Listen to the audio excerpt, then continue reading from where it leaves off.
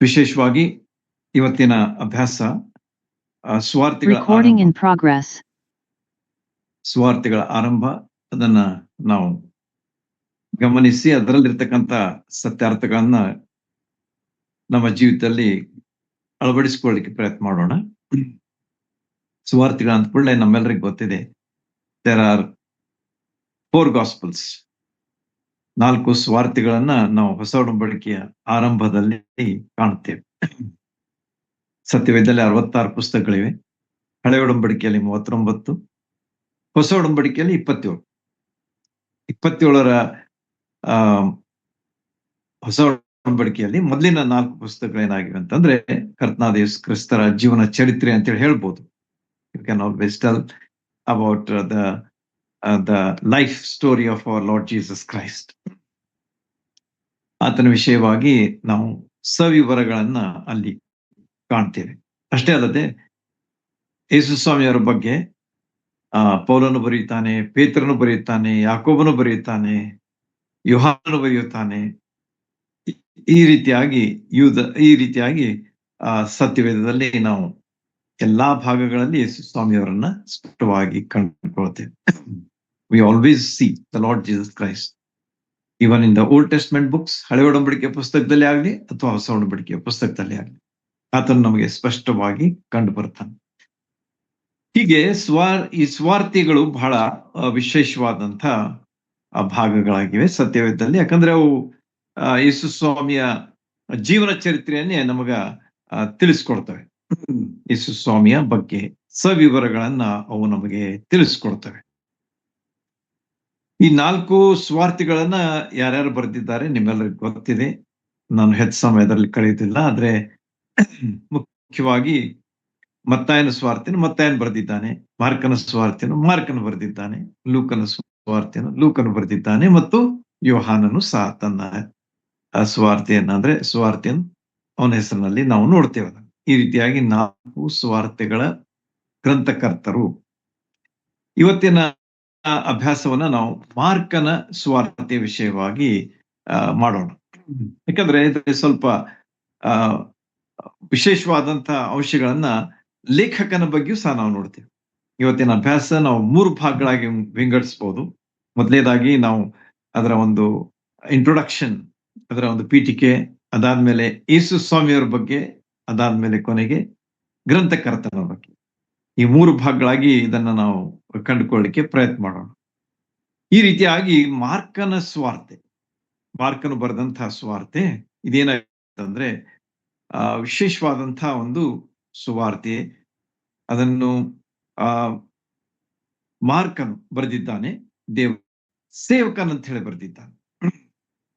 The important perspective of John Mark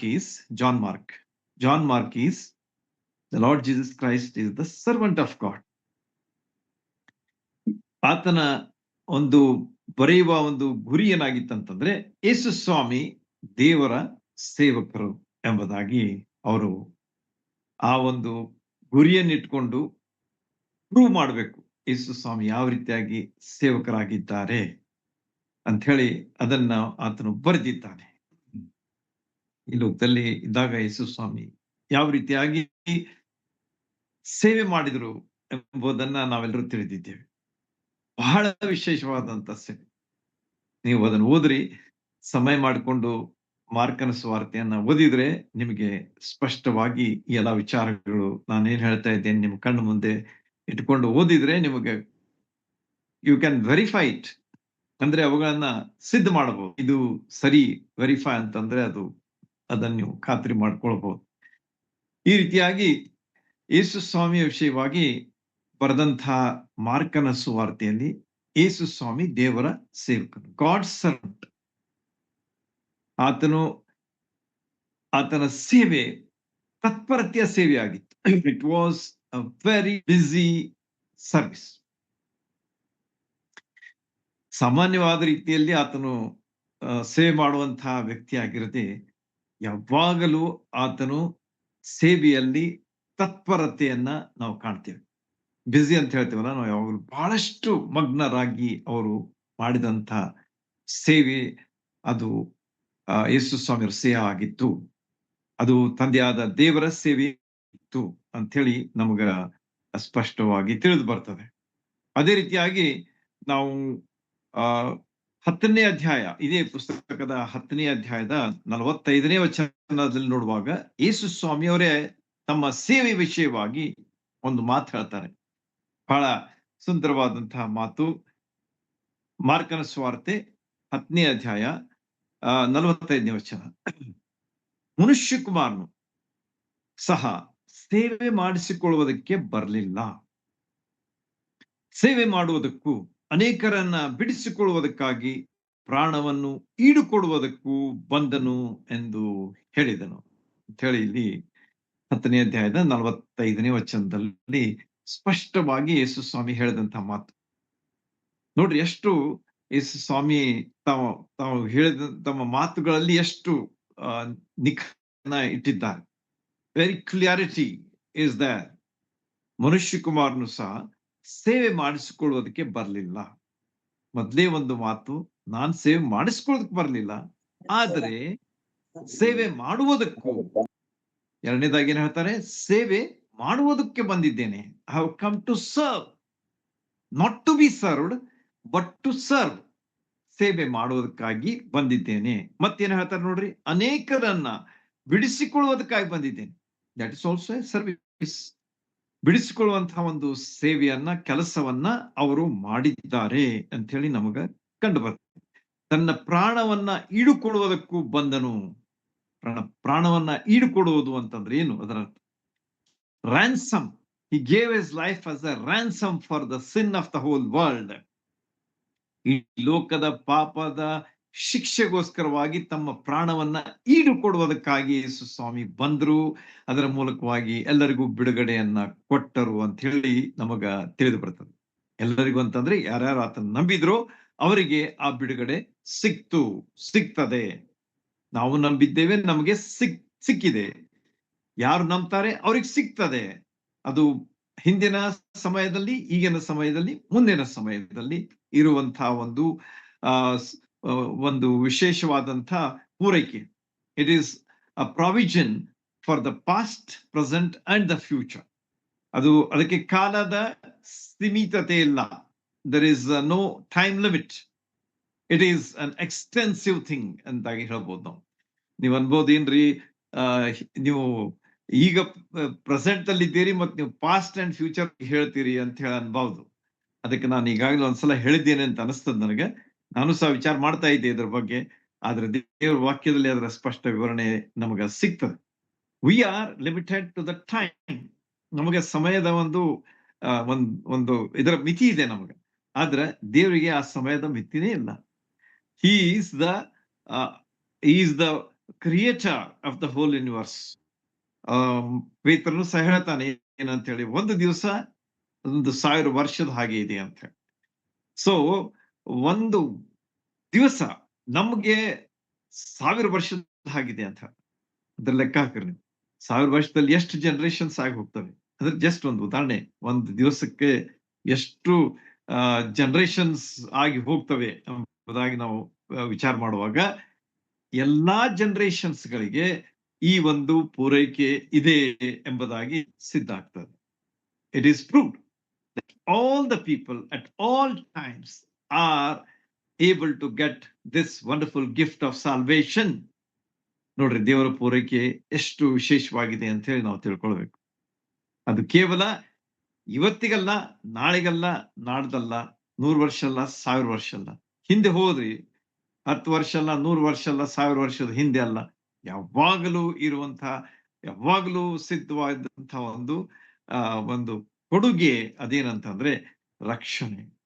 ಈ ರಕ್ಷಣೆಯನ್ನ ಯೇಸು ಸ್ವಾಮಿ ಎಲ್ಲರಿಗೂ ಎಲ್ಲಾ ಕಾಲದಲ್ಲಿಯೂ ಆತನು ಕೊಡಮಾಡಿದ್ದಾನೆ. ಈಗ ನಾವು ಅದನ್ನ ಸ್ವೀಕರಿಸುವಾಗ ನಮಗೆ ಸಿಗ್ತದೆ. ಹಿಂದಿನವರು ಸ್ವೀಕರಿಸಿದ್ರು, ಅವ್ರಿಗೆ ಸಿಕ್ತು. ಮುಂದಿನವರು ತಮ್ಮ ಸಮಯದಲ್ಲಿ ಅವರು ಸ್ವೀಕರಿಸಿದಾಗ ಅದು ಸಿಗ್ತದೆ. ನಾವು ನೋಡ್ತೇವೆ, even great tribulation, time of great tribulation also. ಮಹಾಸಂಕಟ ಕಾಲ, ಮಹಾಸಂಕಟ ಕಾಲ. 3.5 ವರ್ಷ ಮೊದಲೇದಾಗಿ ಸಂಕಟ ಕಾಲ, 3 ವರ್ಷ ಆಮೇಲೆ ಮಹಾಸಂಕಟ ಕಾಲ. ಅವಾಗಲೂ ಸಹ ಜನರು ರಕ್ಷಣೆ ಹೊಂತಾರೆ. They believe on the Lord Jesus Christ. ಅವರು ಅವರ ಪೂರೈಕೆ, ಈ ರಕ್ಷಣೆಯ ಒಂದು ಪೂರೈಕೆಯನ್ನು ಆಗಿನ ಸಮಯದಲ್ಲಿಯೂ ಸಹ, ಅವಾಗ 144,000 1,44,000 Jews, they believe on the Lord Jesus Christ and they became the preachers of the gospel of Lord Jesus Christ. ಇದು ಯಹೂದ್ಯರ ಸಲುವಾಗಿ ಮಾಡಿದಂತಹ ಒಂದು ಅದ್ಭುತ ದೇವರದ್ದು ಅಂತ ಹೇಳಿ ನಮ್ಗೆ ಇಲ್ಲಿ ತಿಳಿದು ಬರ್ತದೆ. ಈ ರೀತಿಯಾಗಿ ಈ ಒಂದು ಯೇಸು ಸ್ವಾಮಿ ಮಾಡಿದಂತಹ ಒಂದು ಪೂರೈಕೆ ಅದು ಎಷ್ಟು ಅದ್ಭುತವಾಗಿದೆ. ಇಟ್ ಈಸ್ ಟೈಮ್ಲೆಸ್ ಅಂತ ಹೇಳ್ಬೋದು. ಅದಕ್ಕೆ ಸಮಯದ ಒಂದು ಇದಿಲ್ಲ, ಮಿತಿ ಇಲ್ಲ. ಆಲ್ವೇಸ್ ಇಟ್ ಈಸ್ ಅವೈಲೇಬಲ್ ಅಂತ ಹೇಳಿ ನಾವು ಅದನ್ನ ಕಂಡುಕೊಳ್ತೇವೆ. ಈ ರೀತಿಯಾಗಿ ಯೇಸು ಸ್ವಾಮಿ ಇಲ್ಲಿ ಹೇಳಿದಂತಹ ಮಾತು 10:35 ನಾವು ನೋಡುವಾಗ ಅವ್ರು ಹೇಳಿದಂತಹ ಮಾತು ನಮ್ಮ ಮುಂದೆ ಸ್ಪಷ್ಟವಾಗಿ ಕಂಡು ಬರ್ತದೆ. ಅದೇನಂತಂದ್ರೆ 45 ನಾನು ನನ್ನ ಪ್ರಾಣವನ್ನ ಈಡು ಕೊಡುವುದಕ್ಕಾಗಿ ಬಂದೆನು ಎಂಬ.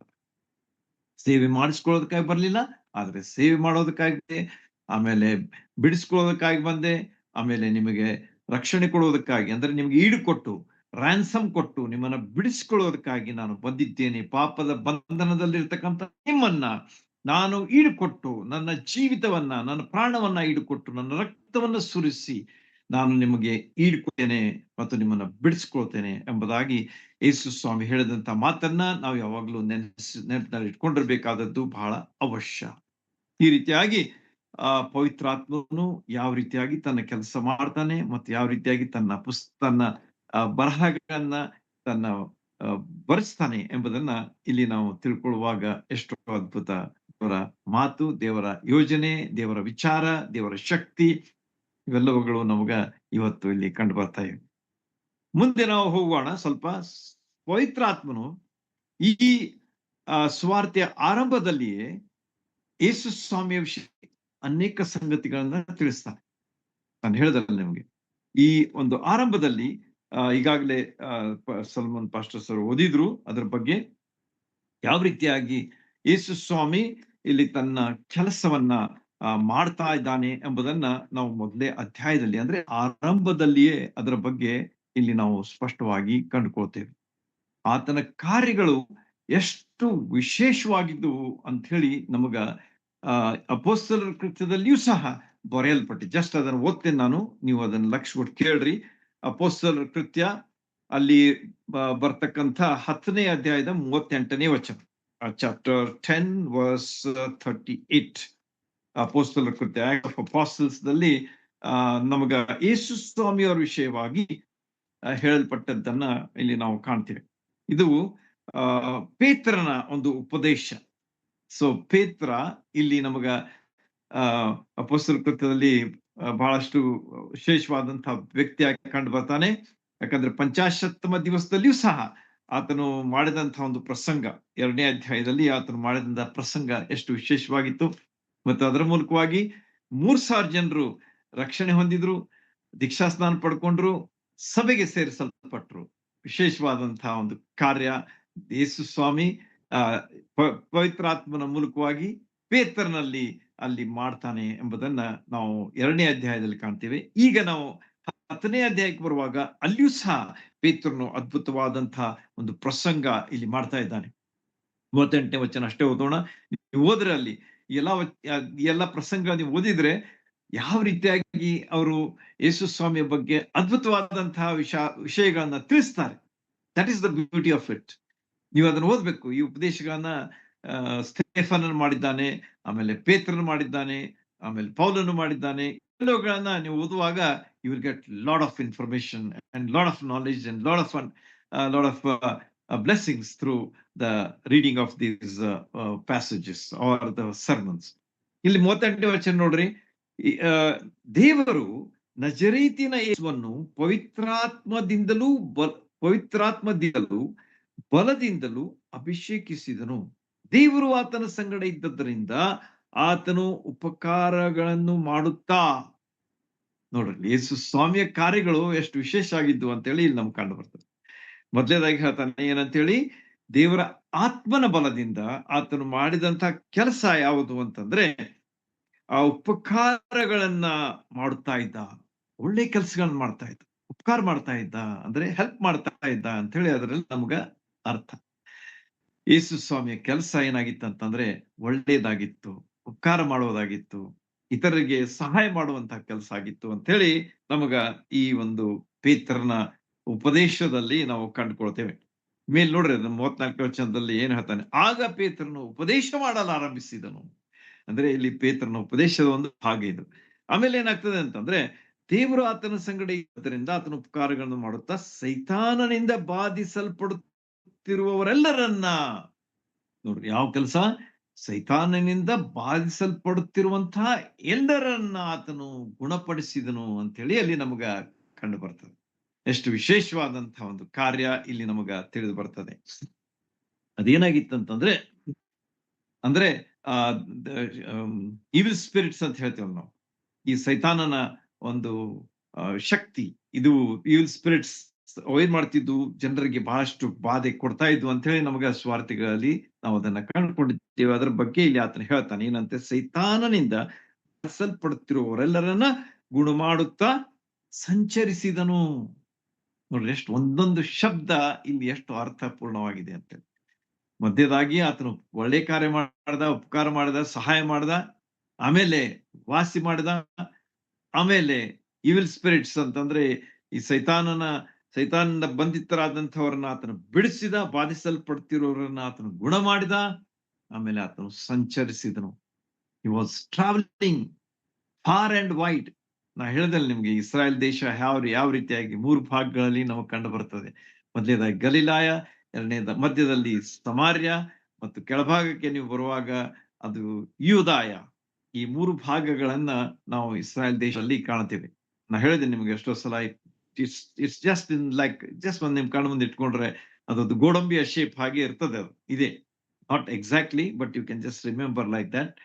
ಈ ಮೇಲೆ, ಮಧ್ಯ, ಕೆಳಗೆ ಅದು ಗಲಿಲಾಯ, ಸಮಾರ್ಯ ಮತ್ತು ಯೂದಾಯ, ಈ 3 ಭಾಗಗಳನ್ನು ಒಳಗೊಂಡಂತ ಇಸ್ರಾಯೇಲ್ ದೇಶದಲ್ಲಿ ಯೇಸು ಸ್ವಾಮಿ ಕೆಳಗಿಂದ ಮೇಲೆ, ಮೇಲಿನಿಂದ ಕೆಳಗೆ ಮತ್ತು ಮಧ್ಯ ಭಾಗದಲ್ಲಿ ಆತನು ಯಾವಾಗಲೂ ಸಂಚರಿಸಿ ಸೇವೆ ಮಾಡುವಂತಹ ಅದ್ಭುತ ಸೇವಕನಾಗಿದ್ದನು ಅಂತ ಹೇಳಿ ನಮಗ ಇದರಿಂದ ಕಂಡು ಬರ್ತದೆ. ಈ ರೀತಿಯಾಗಿ ಇಲ್ಲಿ ಪೇತ್ರನು ತನ್ನ ಸ್ವಂತ ಪವಿತ್ರಾತ್ಮನಿಂದ ಪ್ರೇರಿತನಾಗಿದ್ದು ನಿಜ, ಆಮೇಲೆ ತನ್ನ ಸ್ವಂತ ಅನುಭವ, ಯಾಕಂದ್ರೆ ಯೇಸು ಸ್ವಾಮಿ ಕೊಡಿದ್ದ. He was with the Lord Jesus Christ for 3.5 years. 3.5 ವರ್ಷಗಳವರೆಗೆ ಯೇಸು ಸ್ವಾಮಿಯೊಂದಿಗಿದ್ದು ಆತನ ಅನ್ಯೋನ್ಯತೆಯನ್ನ ಅನುಭವಿಸಿ, ಆತನ ಮಾತುಗಳನ್ನ ಕೇಳಿ, ಆತನ ಹೇಳ್ತಾನೆ ಏನಂತ ಹೇಳಿ, ನಿನ್ನ ಬಿಟ್ಟು ನಾವು ಎಲ್ಲಿ ಹೋಗೋಣ ಸ್ವಾಮಿ, ಯಾಕಂದ್ರೆ ನಿನ್ನ ಬಳಿಯಲ್ಲಿ ನಿತ್ಯ ಜೀವನುಂಟು ಮಾಡುವ ವಾಕ್ಯಗಳುಂಟು. You have the words of eternal life ಎಂಬುದಾಗಿ ಹೇಳ್ತಾನೆ. ಯೋಹಾನ 6:68. ಬಾಯ್ಪಾಟ್ ಮಾಡ್ರಿ, ನೆನ್ಪು ಮಾಡ್ಕೊಳ್ರಿ ಯೇಸು ಸ್ವಾಮಿಯ ಮಾತುಗಳು ಅಂತಂದ್ರೆ ಎಷ್ಟು ವಿಶೇಷವಾಗಿವೆ. ನಿನ್ನಲ್ಲಿ ನಿತ್ಯ ಜೀವನ ಮಾಡುವಂತಹ ವಾಕ್ಯಗಳಿವೆ, ಅವುಗಳನ್ನ ನಾವು ಬಿಟ್ಟು ಎಲ್ಲಿ ಹೋಗೋಣ? We want that, we want the words of eternal life. ಅವು ಸಾಕು ನಮಗ, ಬೇರೆ ಕಡೆ ನಾವು ಹೋಗಿ ಏನ್ ಮಾಡೋದಿದೆ ಸ್ವಾಮಿ ಅಂತೇಳಿ ಪೇತ್ರನ ಒಂದು ಕನ್ಫೆಷನ್ ಅಲ್ಲಿ ನಮಗ ಕಂಡು ಬರ್ತದೆ. ಯೇಸು ಸ್ವಾಮಿ ಕೇಳಿದಂತ ಪ್ರಶ್ನೆಗೆ ಕೊಟ್ಟಂತ ಉತ್ತರ ಅಷ್ಟೇ ಅದ್ಭುತವಾಗಿತ್ತು. ನೀವು ನನ್ ಬಿಟ್ಟು ಹೋಗ್ತೀರಾ ಅಂತೇಳಿ ಕೇಳುವಾಗ ಪೇತ್ರನ ಹೇಳಿದಂತ ಮಾತು ಎಷ್ಟು ಅದ್ಭುತವಾಗಿತ್ತು ಅಂತೇಳಿ ನಮಗ ಇಲ್ಲಿ ತಿಳಿದು ಬರ್ತದೆ. ಈ ರೀತಿಯಾಗಿ ಆತನ ಸೇವೆ ಎಷ್ಟು ವಿಶೇಷವಾಗಿತ್ತು ಅಂತ ಹೇಳಿ ಮಾರ್ಕನ ಸುವಾರ್ತೆಯ ಆರಂಭದಲ್ಲಿ ನಮಗ ಕಂಡು ಬರ್ತದೆ. ಆತನು ದೇವಕುಮಾರನೇ ಆಗಿದ್ದನು ಎಂಬುದನ್ನು ಅದು ಪ್ರೂವ್ ಮಾಡ್ತದೆ. ಎಲ್ಲಾ ವಿಷಯಗಳನ್ನ ನಾನು ಯಾಕೆ ಹೇಳ್ತಾ ಇದ್ದೇನೆ ಅಂತಂದ್ರೆ, to prove that he is the servant of God and also he is the son of God. ಈ ಎಲ್ಲಾ ವಿಷಯಗಳನ್ನ ಒಬ್ಬ ಸೇವಕನಿಗೆ ಮಾಡ್ಲಿಕ್ಕೆ ಹೇಗೆ ಸಾಧ್ಯ? ನೀವು ವಿಚಾರ ಮಾಡಬೇಕು. Because he was the son of God, he was able to do all these. ಸೈತಾನನಿಂದ ಬಾಧಿಸಲ್ಪಟ್ಟವ್ರನ್ನ ಬಿಡಿಸುವಂಥದ್ದು, ಗುಣ ಮಾಡುವಂಥದ್ದು, ಆಮೇಲೆ ಈಡುಕೊಡುವಂಥದ್ದು, ಒಳ್ಳೆ ಕೆಲಸ ಮಾಡುವಂಥದ್ದು, ಇವೆಲ್ಲವುಗಳನ್ನ ಆತನ ಮಾಡ್ಲಿಕ್ಕೆ ಶಕ್ತನಾಗಿದ್ದ. Because he was the son of God, ದೇವರ ಕುಮಾರನಾಗಿದ್ದನು, ಮಗನಾಗಿದ್ದನು ಎಂಬುದಾಗಿ ನಮಗ ಇದರಿಂದ ಸಿದ್ಧವಾಗ್ತದೆ. ಮತ್ತು ನಾವು ಬೇರೆ ಸ್ವಾರ್ಥಿಗಳಲ್ಲಿ ಅಂದ್ರೆ ವಿಶೇಷವಾಗಿ ಮತ್ತಾಯ ಮತ್ತು ಲೂಕನ ಸ್ವಾರ್ಥಿಗಳನ್ನ ನೋಡುವಾಗ ಅಲ್ಲಿ ಜನ್ಮದ ಹುಟ್ಟಿನ ಬಗ್ಗೆ ಸಾಕಷ್ಟು ವಿವರಣೆ ನಮಗ ಇದೆ. ಮತ್ತಾಯ ಮತ್ತು ಲೂಕನ ಸ್ವಾರ್ಥೆಯಲ್ಲಿ ಯೋಹಾನ್ ಸ್ವಾರ್ತೆ ಮತ್ತು ಮಾರ್ಕನ್ ಸ್ವಾರ್ತೆಯಲ್ಲಿ ಇಲ್ಲ. ಅದನ್ನ ನಾನೀಗ ಮಾರ್ಕನ್ ಸ್ವಾರ್ತೆಯ ಬಗ್ಗೆ ಸ್ವಲ್ಪ ಹೇಳ್ತೇನೆ ನಿಮಗೆ. ಆಮೇಲೆ ಯೋಹಾನ್ ಸ್ವಾರ್ತೆಗೆ ಬಂದಾಗ ನೋಡೋಣ ಆಮೇಲೆ ಅದ್ರ ಬಗ್ಗೆ ಏನ್ ನಮಗೆ ಡೀಟೇಲ್ಸ್ ಸಿಗ್ತಾವ ಅಂತ ಹೇಳಿ. ಈಗ ಜನ್ಮ ಮತ್ತು ಹಿನ್ನೆಲೆಯ ಬಗ್ಗೆ ಸ್ವಲ್ಪ ನಾವು ಇಲ್ಲಿ ಏನು ಹೇಳಲ್ಪಡದಿದ್ರು ಕೂಡ ಅದರ ಬಗ್ಗೆ ನಮಗ ಸವಿವರಗಳು ಅಲ್ಲಿ ಸಿಗ್ತವೆ. We get the information, the birth and the background of the Lord Jesus Christ ಎಂಬುದಾಗಿ ನಮಗ ಇಲ್ಲಿ ತಿಳಿದು ಬರ್ತದೆ. ಹೇಗೆ ಅಂತ ಹೇಳಿ ಸ್ವಲ್ಪ ಲಕ್ಷ ಕೊಟ್ಟು ಕೇಳಿ ಅರ್ಥ ಆಗ್ತದೆ. ಅದರದ್ದು ದೇವರ ವಾಕ್ಯವು ಏನಾಗಿದೆ ಅಂತಂದ್ರೆ, ಮಾರ್ಕ ಮತ್ತು ಸ್ನಾನಿಕನಾದಂತ ಯೋಹಾನರು ಆತನು ಹೋಗುವ ದಾರಿಯನ್ನ ಸಿದ್ಧ ಮಾಡಿದ್ರು. ಹಿನ್ನೆಲೆ ನೋಡ್ರಿ ಏನಂತ ಹೇಳಿ. Why John the Baptist came was scent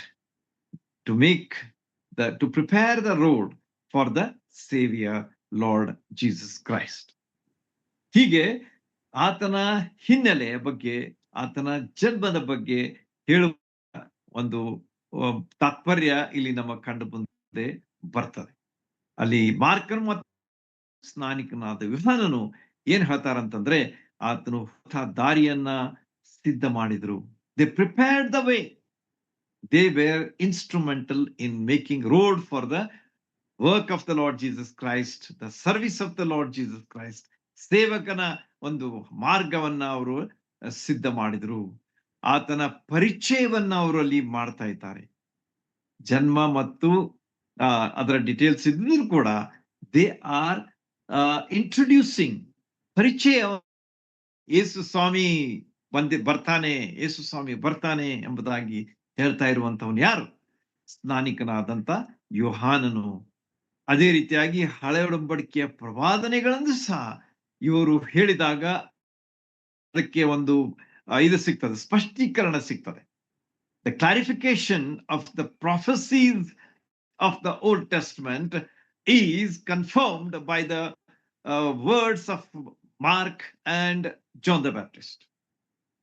lakh ಕೊಟ್ಟು ಕೇಳ್ರಿ, ಎಷ್ಟು ಸುಂದರವಾಗಿದೆ. ಓಕೆ, ಹಂಗಾರೆ ನೋಡೋಣ ಹಂಗಾರೆ ಏನಂತೇಳಿ. ಈಗ ಹಳೆ ಒಡಂಬಡಿಕೆ ಒಂದು ವಚನ ಅಷ್ಟೇ ಓದ್ತೇನೆ, ಯಾಕಂದ್ರೆ ಸಮಯ ದಾಟ್ತಾ ಇದೆ. ಅಲ್ಲಿ ಇರ್ತಕ್ಕಂತ ಯೆಶಾಯನ ಪ್ರವಾದನೆಗೆ ಹೋಗೋಣ. ಒಂದು ವಚನ ಓದೋಣ. Just will read one verse, that's enough to prove this point.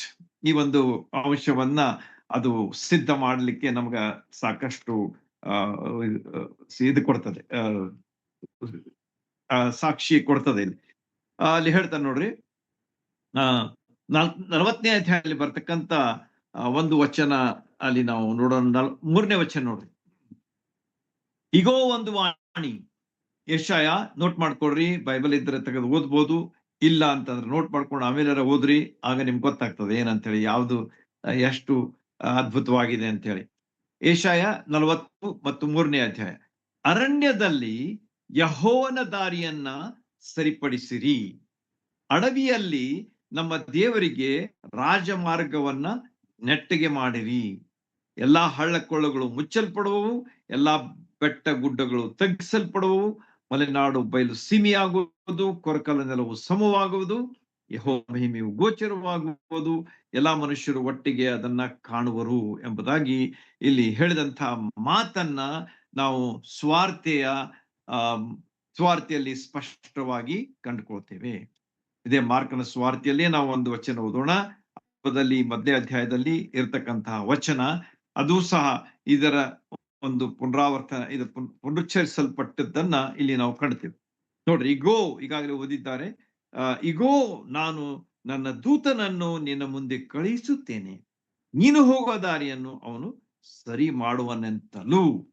ಆಮೇಲೆ ಕರ್ತನ ದಾರಿಯನ್ನು ಸಿದ್ಧ ಮಾಡ್ರಿ, ಆತನ ಹಾದಿಗಳನ್ನು ನೆಟ್ಟಗೆ ಮಾಡ್ರಿ ಎಂದು ಅಡವಿಯಲ್ಲಿ ಕೂಗುವವನ ಶಬ್ದವದೆ ಎಂತಲೂ ಪ್ರವಾದಿಯಾದ ಯೆಶಾಯನ ಗ್ರಂಥದಲ್ಲಿ ಬರೆದಿರೋ ಪ್ರಕಾರ ಯೋಹಾನನು ಬಂದು ಜನರಿಗೆ, ನೀವು ಪಾಪ ಪರಿಹಾರಕ್ಕಾಗಿ ದೇವರ ಕಡೆಗೆ ತಿರುಗಿಕೊಂಡು ದೀಕ್ಷಾಸ್ನಾನ ಮಾಡಿಸಿಕೊಳ್ಳಬೇಕೆಂದು ಸಾರಿ ಹೇಳುತ್ತಾ ಅಡವಿಯಲ್ಲಿ ದೀಕ್ಷಾಸ್ನಾನ ಮಾಡಿಸುತ್ತಾ ಇದ್ದನು ಎಂಬುದಾಗಿ ಇಲ್ಲಿ ನಮಗ ಯೋಹಾನನ ಒಂದು ಏನಂತಾರೆ ಇಂಟ್ರೊಡಕ್ಷನ್, ಅದ ಪರಿಚಯ ನಮಗ ಇಲ್ಲಿ ಸ್ಪಷ್ಟವಾಗಿ ಸಿಗ್ತದೆ.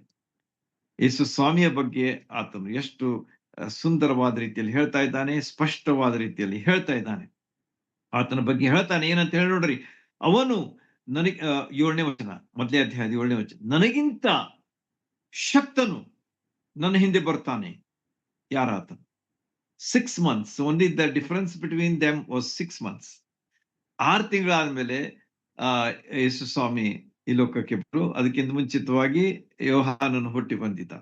ಈ ರೀತಿಯಾಗಿ ದೇವರ್ ಕಾಂಟೆಂಪರರೀಸ್ ಅಂತ ಹೇಳ್ಬೋದು. ಅದು ಸಮಕಾಲೀನ ಜನರಾಗಿದ್ರು. ಸಿರ್ಫ್ 6 months ಕಾ ಡಿಫರೆನ್ಸ್ ಥಾ, 6 ತಿಂಗಳ ಒಂದು ವ್ಯತ್ಯಾಸ ಇತ್ತು ಅಂತ ಹೇಳಿ ನಮ್ಗೆ ತಿಳಿದ್ ಬರ್ತದೆ.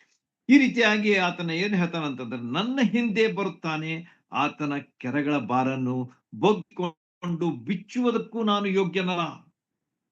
ಅಂದ್ರೆ ಯೇಸು ಸ್ವಾಮಿಯ ಬಗ್ಗೆ ಆತನು ಮಾಡುವಂತ ಪರಿಚಯ ಎಷ್ಟು ಅದ್ಭುತವಾಗಿ, ಸ್ವಲ್ಪ ವಿಚಾರ ಮಾಡ್ರಿ. ಯಾಕೆ ಹೀಗೆ ಹೇಳಿರ್ಬೋದು ಅವನು ಅಂತ ಹೇಳಿ ನೋಡ್ರಿ. ಇಲ್ಲಿ ಯಾವ್ದ ಜನ್ಮದ ಉಲ್ಲೇಖ ಇಲ್ಲ. ಆದರೆ ಯೇಸು ಸ್ವಾಮಿಯ ಬಗ್ಗೆ ಎಷ್ಟು he is talking so highly about the Lord Jesus Christ. ಯೇಸು ಸ್ವಾಮಿಯ ಬಗ್ಗೆ ಎಷ್ಟು ಉನ್ನತವಾದ ವಿಚಾರಗಳನ್ನ ಹೇಳ್ತಾ ಇದ್ದಾರೆ. ಏನಂತ ಹೇಳಿ, ನನಗೆ ಬರ್ತಾನೆ, ನೀವು ನನ್ನನ್ನು ನೋಡಿ ಏನಂತೀರಿ, ನೀವು ಏನಪ್ಪಾ ಅಷ್ಟು ದೊಡ್ಡ ಪ್ರವಾದಿ, ಎಲಿಯನೇ ಬಂದಾನೇನೋ ಅಂತ ಹೇಳಿ ನೀವು ನನಗಂತೀರಿ. ಆದ್ರೆ ನನ್ಗಿಂತ ಹಿಂದೆ ಬರುವಂತವನು ಏನಾಗಿದ್ದಾನ ಅಂತಂದ್ರೆ, ಶಕ್ತನಾಗಿದ್ದಾನೆ, ಸರ್ವಶಕ್ತನಾಗಿದ್ದಾನೆ, ಸರ್ವಜ್ಞನಾಗಿದ್ದಾನೆ, ಸರ್ವವ್ಯಾಪಿಯಾಗಿದ್ದಾನೆ. ಇಂಥ ದೇವರು ನಮ್ಮ ಯೇಸು ಸ್ವಾಮಿ ಅಂತ ಹೇಳಿ ಇಲ್ಲಿ ನಮಗ ಕಂಡು ಬರ್ತದೆ.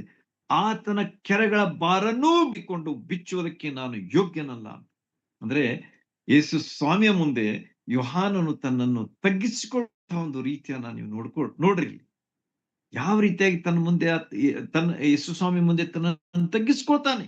ಆತನ ಕಾಲ್ ಬೀಳ್ತೇನೆ, ಆತನ ಕೆರದ ಬಿಚ್ಚುವುದಕ್ಕೂ, ಕೆರದ ಬಾರನ್ನು ಬಗ್ಗಿಕೊಂಡು ಬಿಚ್ಚುವುದಕ್ಕೂ ನಾನು ಯೋಗ್ಯನಲ್ಲ.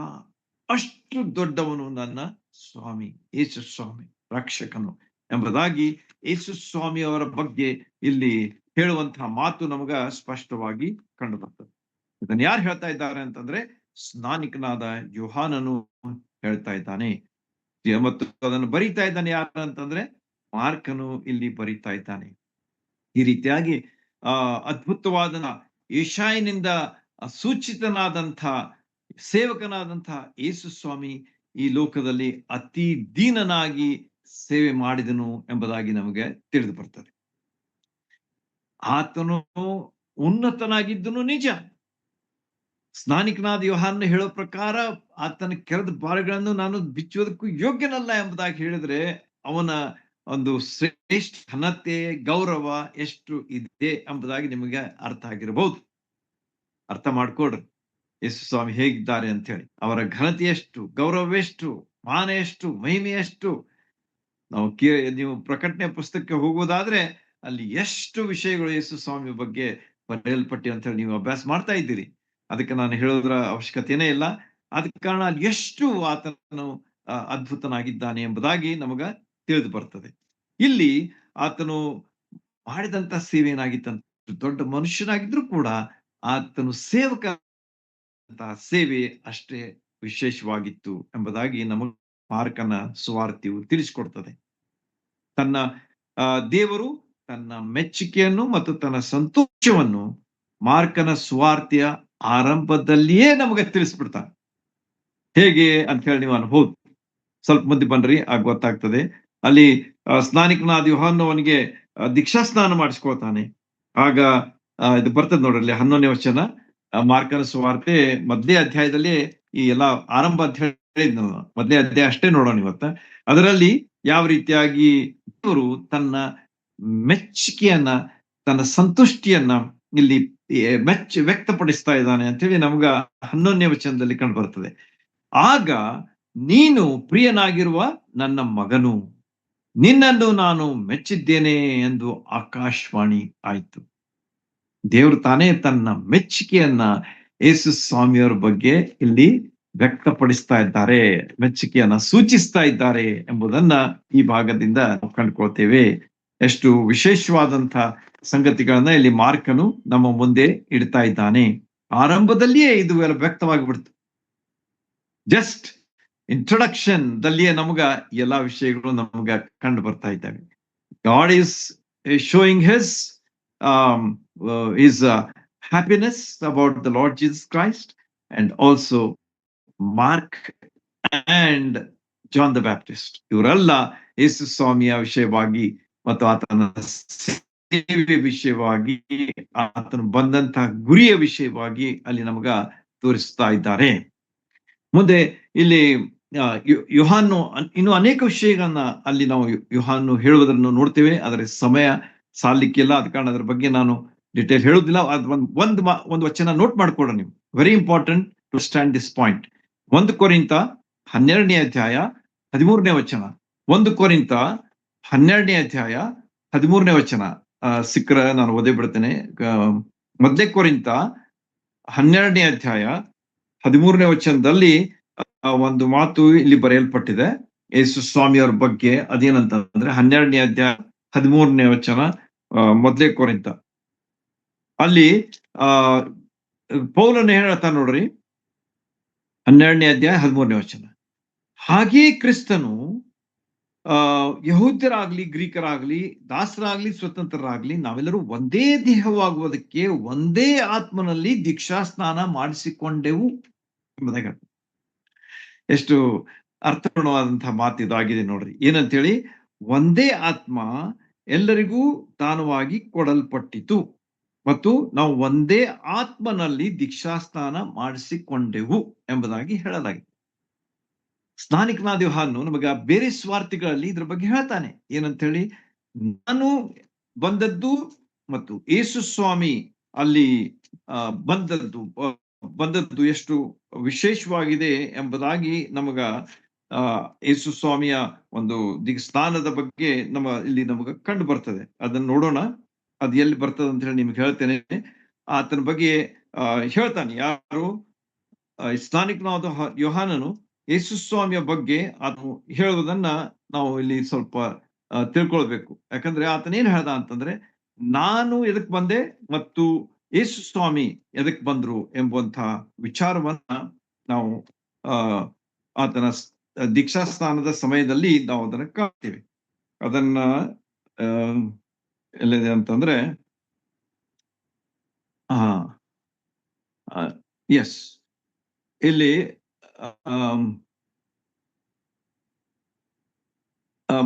3ನೇ ಅಧ್ಯಾಯ, ಮತ್ತಾಯನ ಸುವಾರ್ತೆ 3ನೇ ಅಧ್ಯಾಯದಲ್ಲಿ ಅಲ್ಲಿ ಸ್ನಾನಿಕನಾದ ಯೋಹಾನನು ಈ ಮಾತನ್ನು ಹೇಳ್ತಾನೆ. ಏನಂತೇಳಿ, ನಾನಂತೂ ನಿಮ್ಮ ಮನಸ್ಸು ತಿರುಗಿಕೊಳ್ಳಬೇಕೆಂದು ನಿಮಗೆ ನೀರಿನಲ್ಲಿ ದೀಕ್ಷಾ ಸ್ನಾನ ಮಾಡಿಸುತ್ತೇನೆ. ಸ್ವಲ್ಪ ದಕ್ಷ ಕೊಟ್ಟು ಕೇಳ್ರಿ, ಬಹಳ ಇಂಪಾರ್ಟೆಂಟ್ ಇದೆ ಮತ್ತೆ ಇಂಟ್ರೆಸ್ಟಿಂಗ್ ಸಹ ಇದೆ. ಸ್ನಾನಿಕನಾದ ಯೋಹಾನನು ಹೇಳ್ದ, ನಾನು ಎದಕ್ ಬಂದೇನೆ? ನಿಮಗ ನೀರಿನಲ್ಲಿ ಸ್ನಾನ ಮಾಡಿಸೋಕೆ ಬಂದಿದ್ದೇನೆ. ಯಾಕ? ನಿಮ್ಮ ಮನಸ್ಸು ತಿರುಗಬೇಕಂತ ಹೇಳಿ. ಆದ್ರೆ ಯೇಸು ಸ್ವಾಮಿಯ ಬಗ್ಗೆ ಏನ್ ಹೇಳ್ತಾನೆ ನೋಡ್ರಿ, ನಾನು ಯೋಗ್ಯನಲ್ಲ ಆತನ ಕೆರಗಳನ್ನು ಹೊರಲಿಕ್ಕೂ, ಅಂದ್ರೆ ನನ್ನ ಹಿಂದೆ ಬರುವವನು ನನಗಿಂತ ಶಕ್ತನು, ಆತನ ಕೆರಗಳನ್ನು ಹೊರಲಿಕ್ಕೂ ನಾನು ಯೋಗ್ಯನಲ್ಲ. ಆತನು ಪವಿತ್ರಾತ್ಮದಲ್ಲಿಯೂ ಬೆಂಕಿಯಲ್ಲಿಯೂ ನಿಮಗೆ ಸ್ನಾನ ಮಾಡಿಸುವನು ಎಂಬುದಾಗಿ ಹೇಳಲಾದಂತಹ ಈ ಮಾತನ್ನ ನಾವು ಪೌಲನು ಕೊರಿಂಥದವರಿಗೆ ಬರೆದ ಪತ್ರದಲ್ಲಿ ಈಗಾಗಲೇ ನಾವು ಓದಿದಂತಹ ಭಾಗದಲ್ಲಿ ಅದನ್ನ ಕಂಡುಕೊಂಡಿದ್ದೇವೆ. ಏನಂತ ಹೇಳಿ, ಆತ್ಮನಿಂದ ಆತನು ದೀಕ್ಷಾಸ್ನಾನ ಮಾಡಿಸುವಂತವನಾಗಿದ್ದಾನೆ. 1 ಕೊರಿಂಥ 12:13.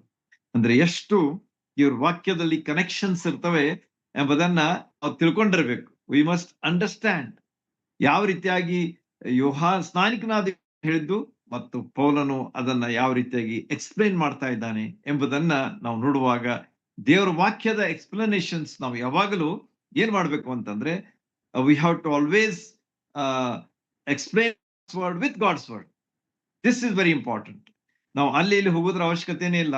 ದೇವರ ವಾಕ್ಯದ ಒಂದು ವಿವರಣೆಯನ್ನ, ಬೇರೆ ದೇವರ ವಾಕ್ಯದಲ್ಲಿ ಬರ್ತಕ್ಕಂಥ ವಚನಗಳನ್ನ ನಾವು ಸಂಬೋಧಿಸಿ ಅದರಿಂದ ನಾವು ಕಂಡುಕೊಳ್ಬೇಕಾದದ್ದು ಇಲ್ಲಿ ನಮ್ಮ ಮುಂದೆ ಇರತಕ್ಕಂತಹ ಒಂದು ತಾತ್ಪರ್ಯ. ಹೀಗೆ ನಾವು ಈ ಒಂದು ವಿಚಾರವನ್ನ ಯೋಹಾನನ ವಿಷಯವಾಗಿ ಈಗಾಗಲೇ ನೋಡಿದೆವು. ಯಾವ ರೀತಿಯಾಗಿ ಯೋಹಾನನು ತನ್ನ ಕೆಲಸ ಮಾಡ್ದ, ಮಾರ್ಕನು ಅದನ್ನ ಬರೆದ, ಮತ್ತು ಅಷ್ಟೇ ಅಲ್ಲದೆ ಇಲ್ಲಿ ದೇವರು ಸಹ ಯಾವ ರೀತಿಯಾಗಿ ಯೇಸು ಸ್ವಾಮಿಯವರ ಬಗ್ಗೆ ಮೆಚ್ಚುಗೆಯನ್ನ ವ್ಯಕ್ತಪಡಿಸ್ತಾ ಇದ್ದಾರೆ ಎಂಬುದನ್ನ ನಾವು ಇಲ್ಲಿ ಸ್ಪಷ್ಟವಾಗಿ ಇವತ್ತು ಕಂಡುಕೊಂಡೆವು. ಆದ ಕಾರಣ ಒಂದೇ ಆತ್ಮನಿಂದ ದೀಕ್ಷಾಸ್ನಾನ ಹೊಂದಿ ಒಂದೇ ದೇಹಕ್ಕೆ ಅಂದ್ರೆ ಒಂದೇ ಸಭೆಗೆ ನಾವು ಸೇರಲ್ಪಟ್ಟಿದ್ದೇವೆ ಎಂಬುದಾಗಿ 1 ಕೊರಿಂಥ 12:13 ಈಗಾಗಲೇ ನಾವು ಕಂಡುಕೊಂಡಿದ್ದೇವೆ. ಇನ್ನು ಹೆಚ್ಚಾಗಿ ನಾವು ಸ್ವಲ್ಪ ಅಭ್ಯಾಸ ಮಾಡ್ರಿ, ತಿಳ್ಕೊಳ್ರಿ. ಕೂಡಲೇ ಯೇಸು ದೇವರಾತ್ಮ ಪ್ರೇರಿತನಾಗಿ ಅಡವಿಗೆ ಹೋದನು ಅಂತ ಹೇಳಿ ನಮಗ ಮಾರ್ಕನ ತಿಳಿಯುತ್ತದೆ. ನೋಡ್ರಿ, ಇಲ್ಲಿ ಆತನ ದೀಕ್ಷಾಸ್ನಾನ ಆದ ಕೂಡಲೇ ಈಗಾಗಲೇ ಓದಿದ್ನಲ್ಲ ನಾನು 11ನೇ ವಚನ. ಆಮೇಲೆ ಏನಾತಂತಂದ್ರೆ 12ನೇ ವಚನಕ್ಕೆ ಕೂಡಲೇ ಯೇಸು ದೇವರಾತ್ಮ ಪ್ರೇರಿತನಾಗಿ ಅಡವಿಗೆ ಹೋದನು ಎಂಬುದಾಗಿ. ಅಲ್ಲಿ 40 ದಿವಸಗಳವರೆಗೆ ಅಡವಿಯಲ್ಲಿ ಶೋಧಿಸಲ್ಪಡುವನಾದನು. ಆಮೇಲೆ ದೇವದೂತರು ಆತನಿಗೆ ಉಪಚಾರ ಮಾಡಿದಂತೆ ಶಾರ್ಟ್ ನಲ್ಲಿ ಇಲ್ಲಿ ಮಾರ್ಕನ್ನು ತಿಳಿಸಿದ್ದಾರೆ. ಇನ್ನು ಹೆಚ್ಚು ಡೀಟೇಲ್ಸ್ ಗಳನ್ನ ನೀವು ಬೇರೆ ಸ್ವಾರ್ಥಗಳಲ್ಲಿ ಕಾಣ್ತೀರಿ. ಅದನ್ನ ನಾವು ಅದನ್ನ ಬೇಡ ತಗೊಳ್ಳೋದು ಸಮಯ ಬಹಳ ಆಗ್ತದೆ. ಹೀಗಿರುವಾಗ ನಾವು ಇಲ್ಲಿ ಏನ್ ಕಾಣ್ತೇವೆ ಅಂತ, ಸ್ವಾಮಿ ದೇವರಾತ್ಮ ಪ್ರೇರಿತರಾಗಿ ಅಡವಿಗೆ ಹೋದ್ರು. ಆಮೇಲೆ ಅವರು ತಮ್ಮ ಬಹಿರಂಗವಾದಂತಹ ಸೇವೆಯನ್ನ ಪಬ್ಲಿಕ್ ಮಿನಿಸ್ಟ್ರಿ ಎಂಬುದಾಗಿ ಅವ್ರ ಬಗ್ಗೆ ನಾವು ಹೇಳ್ಬೋದು. He started his public ministry after all these things that have taken place.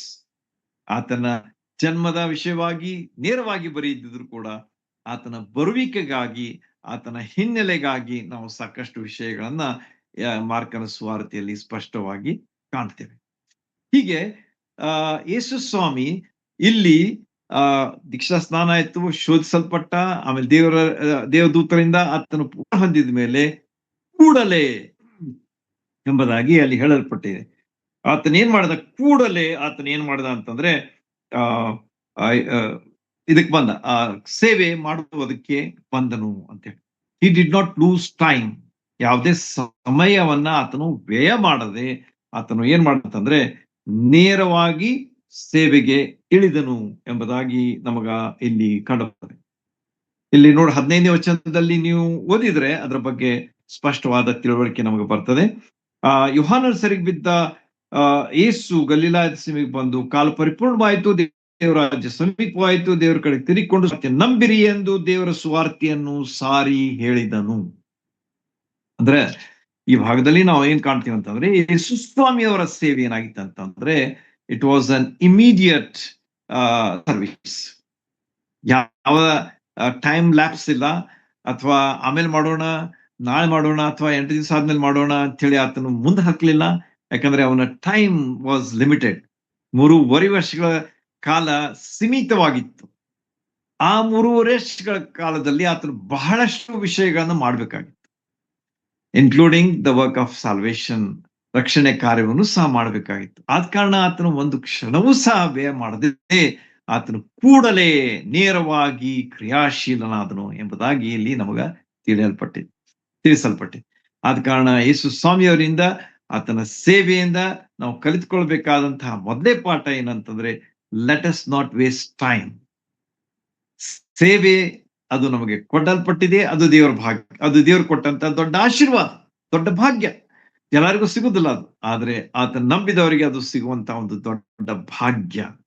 ಆದ ಕಾರಣ ಅದನ್ನ ನಾವು ತ್ವರಿತ ರೀತಿಯಲ್ಲಿ ಮಾಡಬೇಕು. Immediately we have to do it. Let's not waste time. Let's not wait for somebody. Let's do it in our time, in our own way, which the Lord Jesus Christ or the Holy Spirit shows to us.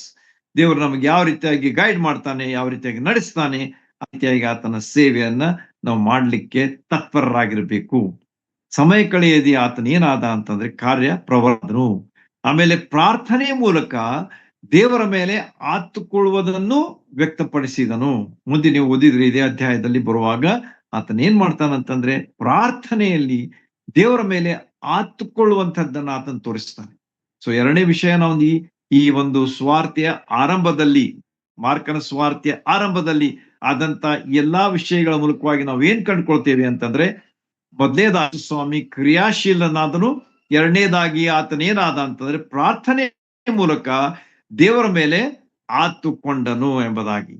ಆತನು ತಾನೇ ಸೇವೆ ಮಾಡ್ತೇನೆ ಅಂತೇಳಿ ಹೋಗ್ಲಿಲ್ಲ, ಆದ್ರೆ ದೇವರ ಶಕ್ತಿಯ ಮೇಲೆ ಆತನು ಆತುಕೊಳ್ಳುವುದನ್ನ ಇಲ್ಲಿ ನಾವು ಸ್ಪಷ್ಟವಾಗಿ ಕಂಡುಕೊಳ್ತೇವೆ. ಮೊದಲೇ ಅಧ್ಯಾಯದಲ್ಲಿಯೇ ಈ ಸ್ವಾರ್ಥ್ಯ ಕಾರ್ಯವನ್ನು ಆತನು ಮಾಡಿದ. ಮೊದಲೇ ಅಧ್ಯಾಯ 15ನೇ ವಚನ ಈಗಾಗಲೇ ನಾನು ಓದಿದೆ. ಯಾಕಂದ್ರೆ ಸ್ನಾನಿಕನಾದ ಯೋಹಾನ ಸೆರೆಮನೆಯೊಳಗೆ ಬಿದ್ದಾಗ ಇವನೇನ್ ಮಾಡಿದ, ಯೇಸು ಸ್ವಾಮಿ ಹೋಗಿ ಆ ಸುವಾರ್ತೆಯನ್ನು ಸಾರಿದ ಎಂಬುದಾಗಿ ಅಲ್ಲಿ ಬರೆಯಲ್ಪಟ್ಟಿದೆ.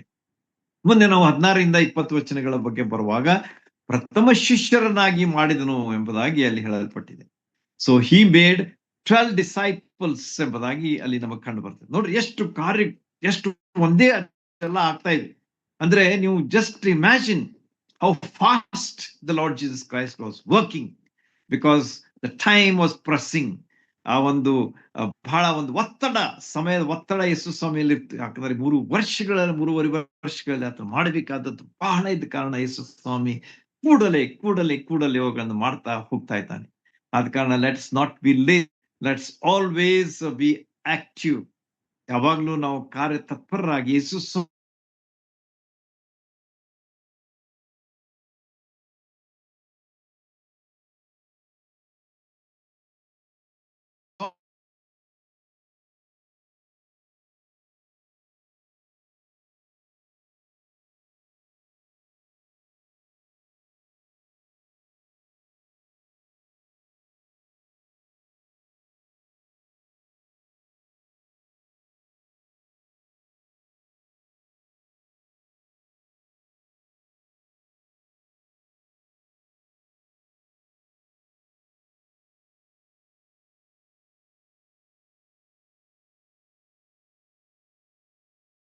Recording in he progress. did not waste the opportunity.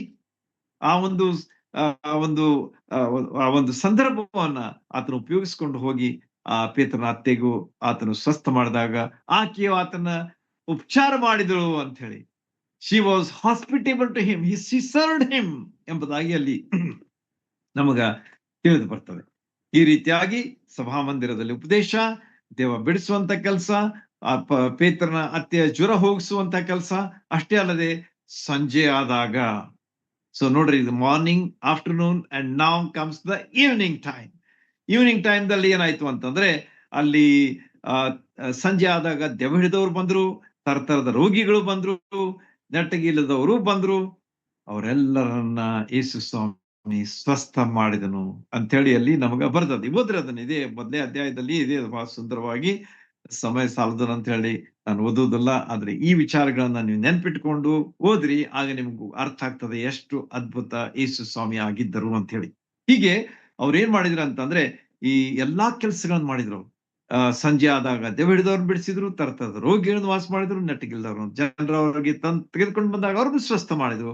ತದನಂತರ ಕುಷ್ಠ ರೋಗಿಗಳನ್ನ ಗುಣಪಡಿಸಿದ್ರು.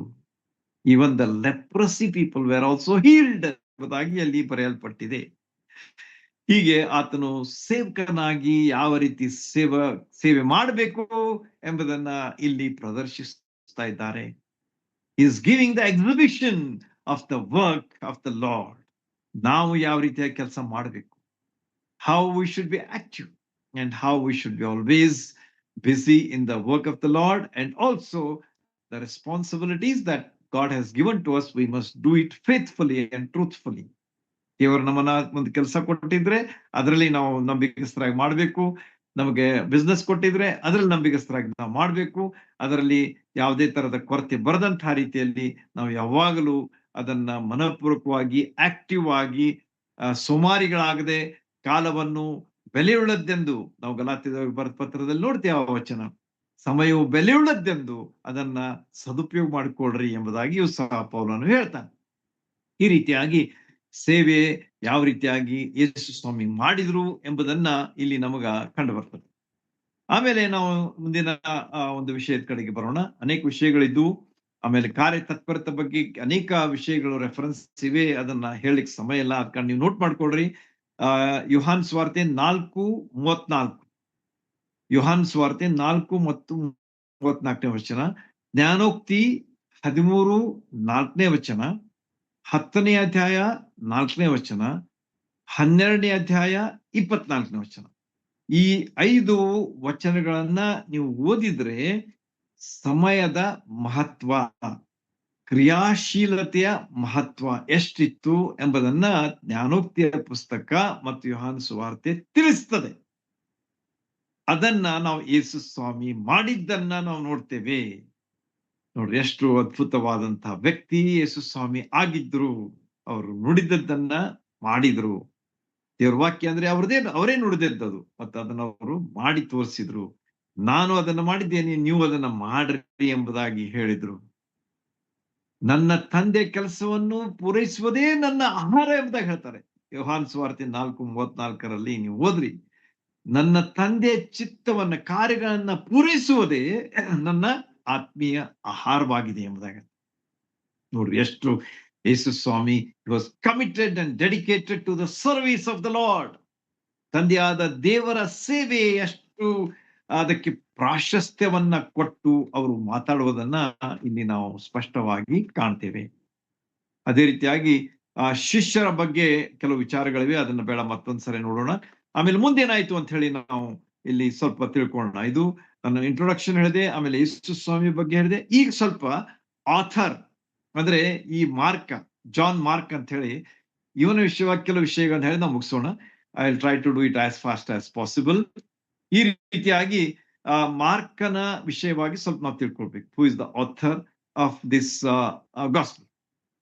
ಇಲ್ಲಿ ಅವನ ಜೀವನದಲ್ಲಿ ಏನಾಗಿತ್ತು ಅಂತಂದ್ರೆ there were lot of ups and downs. ಈ ಮಾರ್ಕ ಜಾನ್ ಮಾರ್ಕ್, ಯೋಹಾನ್ ಮಾರ್ಕ್ ಅಂತ ಹೇಳಿ ಅವನ ಹೆಸರು. ಅವನ ಜೀವನದಲ್ಲಿ ಬಹಳಷ್ಟು ಏರ್ಪೇರುಗಳನ್ನ ನಾವು ಕಾಣ್ತೇವೆ. ಅವನೇನಾಗಿದ್ದ, ಅವನು ಯಾರಾಗಿದ್ರು ಅಂದ್ರೆ ಅವನು ಬಾರ್ನಬ ಅಂತ ಹೇಳಿ ನಿಮ್ಗೆ ಗೊತ್ತಲ್ಲ, ಈ ಬಾರ್ನಬನ ಸಂಬಂಧಿಕ ಆಗಿದ್ದ.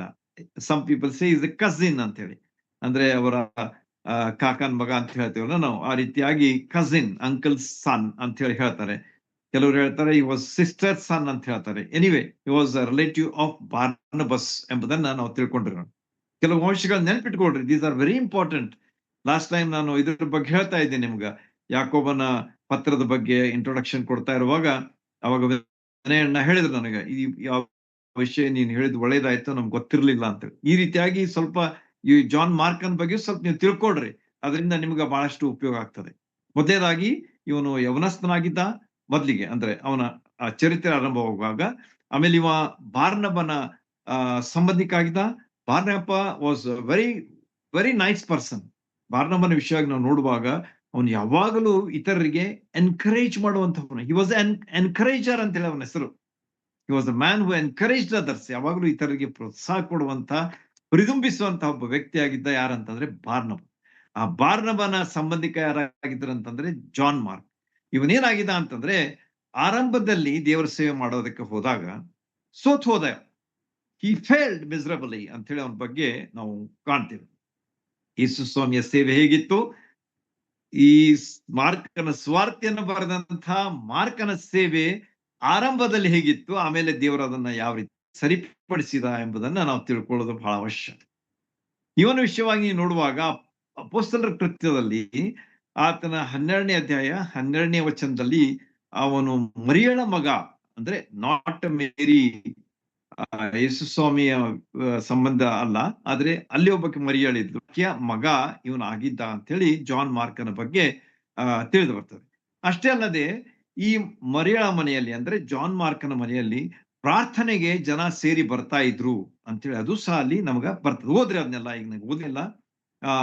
ಅಪೊಸ್ತಲರ ಕೃತ್ಯ 12ನೇ ಅಧ್ಯಾಯ 12ನೇ ವಚನದಲ್ಲಿ ಈ ಎಲ್ಲಾ ವಿವರಗಳು ನಮ್ಗೆ ಸಿಗ್ತವೆ. ಆಮೇಲೆ ಏನಾಯ್ತು ಅಂತಂದ್ರೆ 13ನೇ ಅಧ್ಯಾಯ 13ನೇ ವಚನ ಅಪೊಸ್ತಲರ ಕೃತ್ಯಕ್ಕೆ ಬರುವಾಗ ಅಲ್ಲಿ ಏನಾಯ್ತು ಅಂತಂದ್ರೆ ಮೊದಲೇ ಪ್ರಯಾಣ. ಪೌಲ, ಬಾರ್ನಬ, ಆಮೇಲೆ ಸೈಲಸ್, ಅಂದ್ರೆ ಸೈಲಸ್ ಮತ್ತು ಬಾರ್ನಬಸ್, ಇವ್ರು 4 ಜನ ಮೊದಲೇ ಪ್ರಯಾಣ, ಸಮುದ್ರ ಪ್ರಯಾಣಕ್ಕೆ ಹೊರಟ್ರು. ಆಗೇನಾಯ್ತು ಅಂತಂದ್ರೆ ಈ ಮಾರ್ಕ ಅವನು ಸಹ ಅವ್ರು ಕೂಡಿದ್ದ. ಆದ್ರೆ ಇವನ್ ಏನ್ ಮಾಡ್ಬಿಟ್ಟ, ಹಿಂಜರಿದ್ ಬಿಟ್ಟ ಅಂತಂದ್ರೆ ಯಾಕೆ ಅಂತ ಹೇಳಿ ಅದ್ರ ಬಗ್ಗೆ ನೇರವಾದಂತಹ ಅಲ್ಲಿ ಉತ್ತರ ಇಲ್ಲ. ಆದ್ರೆ ಅವನ್ ಏನ್ ಮಾಡ್ಬಿಟ್ಟ ಅಂತಂದ್ರೆ ತಿರುಗಿ ಹೋಗ್ಬಿಟ್ಟ ಅಂತ. ಅಂದ್ರೆ ಆ ಟೀಮ್ ಏನಿತ್ತಲ್ಲ, ಟೀಮ್ ಮುರಿದ್ ಬಿಟ್ಟ. ಈ ಯಾರು ನಮ್ಮ ಪೌಲ, ಬಾರ್ನಬ, ಆಮೇಲೆ ಜಾನ್ ಮಾರ್ಕ್ ಅಂಡ್ ಸೈಲಸ್, ಈ 4 ಮಂದಿ ಇರುವಾಗ ಇವೇನ್ ಮಾಡ್ಬಿಟ್ಟ ಅಂತಂದ್ರೆ ನನಗೆ ಆಗುದಿಲ್ಲಪ್ಪ ಅಂತ ಹೇಳಿ ಅವನು ಹೋಗ್ಬಿಟ್ಟ ಅಂತ ಹೇಳಿ ನಮ್ಗೆ ಅಲ್ಲಿ ಬರೆದ. ಓದ್ರಿ ಅದನ್ನ 13ನೇ ಅಧ್ಯಾಯ 13ನೇ ವಚನದಲ್ಲಿ. ಈ ರೀತಿಯಾಗಿ ದೇವರ ಸೇವೆಗೆ ಕೈ ಹಾಕಿ ಆಮೇಲೆ ಹಿಂಜರಿದು ಹೋಗ್ಬಿಟ್ಟಂತಹ ವ್ಯಕ್ತಿ ಜಾನ್ ಮಾರ್ಕ್. ಇನಿಷಿಯಲಿ ಅಂದ್ರೆ ಆರಂಭದಲ್ಲಿ ಅವನು ಆಗಿದ್ದ ಅಂತ ಹೇಳಿ ನಮ್ಗ ಕಂಡು ಬರ್ತದೆ. ಆಮೇಲೆ ಏನಾಯ್ತು ಅಂತಂದ್ರೆ ಬಾರ್ನಬನ ಮಾರ್ಗದರ್ಶನದಲ್ಲಿ. ಬಾರ್ನಬ ಹೇಳಿದ್ನಲ್ಲ ನಿಮ್ಗೆ, ಅವನ ರಿಲೇಟಿವ್, ಅವ ಕಸಿನ್. ಅವನೇನ್ ಮಾಡ್ದ ಅಂತಂದ್ರೆ, ಈ ಜಾನ್ ಮಾರ್ಕ್ ಮಾಡಿದ್ದು ಅವನಿಗೆ ಸರಿ ಅನಿಸ್ಲಿಲ್ಲ. he did not feel good about what John Mark had done. So ಆದ ಕಾರಣ ಅವನಿಗೆ ಬಹಳಷ್ಟು ಅವನಿಗೆ ಉಪದೇಶ ಮಾಡಿ ಅಥವಾ ಮಾರ್ಗದರ್ಶನ ಮಾಡಿ, ಮೆಂಟಾರ್ ಅಂತ ಹೇಳ್ತಾರಲ್ಲ, ಮೆಂಟಾರ್ ಅಂತಂದ್ರೆ ಸಲಹೆಗಳನ್ನ ಕೊಟ್ಟು ಅವನನ್ನ ಏನ್ ಮಾಡಿದ ಅಂತಂದ್ರೆ ಸ್ಥಿರಪಡಿಸಿದ. he brought him to a level of a stability in his life ಅಂತ ಹೇಳಿ ಅವನ ಬಗ್ಗೆ ನಾವು ಓದ್ತೇವೆ. ಅದೇ ರೀತಿಯಾಗಿ ಪೇತ್ರನು ಸಹ ಅವನ ಬಗ್ಗೆ ಬಹಳಷ್ಟು ಆಸಕ್ತಿ ವಹಿಸಿದೆ. ಬಿಕಾಸ್ ಇವರ್ ಆಲ್ ಪೀಪಲ್ ದೇರ್. ಇವರೆಲ್ಲ 12 ಅಪೊಸ್ತಲರು ಇದ್ರು. ಆಮೇಲೆ ಇವರೆಲ್ಲ ಇದ್ರು, ತಿಮೋತಿ ಇದ್ದ, ಟೈಟಸ್ ಇದ್ದ, ತೀತ ಇದ್ದ, ಆಮೇಲೆ ಜಾನ್ ಮಾರ್ಕ್ ಇದ್ದ. ಇವರೆಲ್ಲ ಒಂದು ಗ್ರೂಪ್ ನಲ್ಲಿ ಇರ್ತಾ ಇದ್ರು ಇವರೆಲ್ಲ ಆಗಿನ ಕಾಲದಲ್ಲಿ. ಆಗ ಈ ಪೇತ್ರನು ಸಹ ಈ ಯವನಸ್ಥನ ಮೇಲೆ, ಆಗಿನ ಕಾಲದಲ್ಲಿ ಯವನಸ್ಥ, ಈ ಪತ್ರ ಬರೆದಾಗ ಅವನು ಸ್ವಲ್ಪ ವಯಸ್ಸಾಗಿತ್ತು ಅವನಿಗೆ. ಆದ್ರೆ ಈಗ ನಾನು ಹೇಳ್ತಾ ಇದ್ದೇನೆ, ಇದು ಅವನ ಆರಂಭದ ಸಮಯದಲ್ಲಿ ಯವನಸ್ಥನಾಗಿದ್ದಾಗ ಅವನ ಜೀವನದಲ್ಲಿ ಆದಂತ ಘಟನೆಗಳು. ಆಗೇನಾಯ್ತು ಅಂತಂದ್ರೆ, ಪೇತ್ರನು ಸಹ ಬಹಳಷ್ಟು ಅವನ ಆತ್ಮೀಯ ವಿಷಯಗಳಲ್ಲಿ ಅವನಿಗೆ ಪ್ರೋತ್ಸಾಹ ಕೊಟ್ಟು ಅವನನ್ನ ಸಿದ್ಧ ಮಾಡ್ದ. ನೀವು ಓದ್ತೀರಿ ಅದನ್ನ, ಪೇತ್ರನ ಪುಸ್ತಕದಲ್ಲಿ ಓದ್ರಿ, ಸಮಯ ಇಲ್ಲ. ಮೊದಲೇ ಅಧ್ಯಾಯ 7ನೇ ವಚನ, first Peter fifth chapter 17th verse. Very nice verse. First Peter 5th chapter 17th verse. ಅಲ್ಲಿ ಆತನೇನ್ ಹೇಳ್ತಾನೆ ಅಂತಂದ್ರೆ, ನನ್ನ ಮಗನಾದಂಥ ಮಾರ್ಕನು ಅಂತ ಹೇಳ್ತಾನೆ. ಅಂದ್ರೆ ಓಡಿ ಹೋದಂತಹ ವ್ಯಕ್ತಿ ಮಾರ್ಕ್ ಆಗಿದ್ದ, ಜಾನ್ ಮಾರ್ಕ್. ಈಗ ಬಾರ್ನಬನ ಮಾರ್ಗದರ್ಶನದಲ್ಲಿ ಮತ್ತು ಪೇತ್ರನ ಒಂದು ಪ್ರೋತ್ಸಾಹದಲ್ಲಿ ಆತ್ಮೀಯ ವಿಷಯಗಳಲ್ಲಿ ಬಲಗೊಂಡು ಈಗ ಅವನು ಯಾವ ಸ್ಥಿತಿಗೆ ಬಂದ ಅಂತಂದ್ರೆ, ಪೇತ್ರ ಅವನನ್ನ ನನ್ನ ಮಗನು ಎಂಬುದಾಗಿ ಕರೆಯುವಂತ ಸ್ಥಿತಿಗೆ ಬಂದನು ಅಂತ ಹೇಳಿ ನಾವು ನೋಡುವಾಗ, ದೇವರು ಎಷ್ಟು ಅದ್ಭುತವಾದ ರೀತಿಯಲ್ಲಿ ತನ್ನ ಕಾರ್ಯಗಳನ್ನ ಮಾಡ್ತಾನೆ. ಆದ ಕಾರಣ ನಮ್ಮ ಜೀವನದಲ್ಲಿ ನಾವು ಯಾವಾಗಲೂ ಈ ಒಂದು ಕೆಲಸದಲ್ಲಿ ಹಿಂಜರಿಯಬಾರದು. We should not turn back. Yesu ಸ್ವಾಮಿ ಹೇಳ್ತಾರಲ್ಲ ಏನಂತ ಹೇಳಿ, ನೀನು ನೇಗಿಲಿಗೆ ಕೈ ಹಾಕಿದ ಮೇಲೆ ಹಿಂತಿರುಗಿ ನೋಡಬೇಡ.